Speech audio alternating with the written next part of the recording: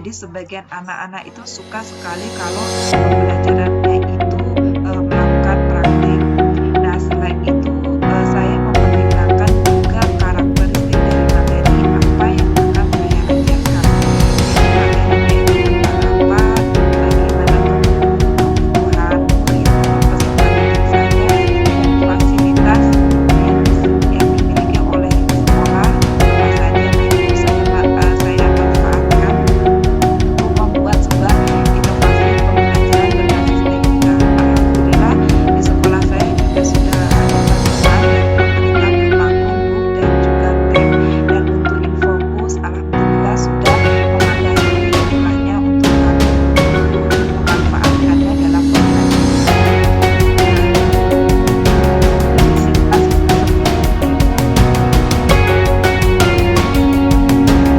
melakukan sebuah aksi yakni melaksanakan pembelajaran berbasis digital berbantuan Google Workspace, di mana sebelum saya merancang ini sebelumnya saya sudah menganalisis bagaimana karakteristik siswa, bagaimana karakteristik materi dan juga fasilitas yang dimiliki oleh sekolah.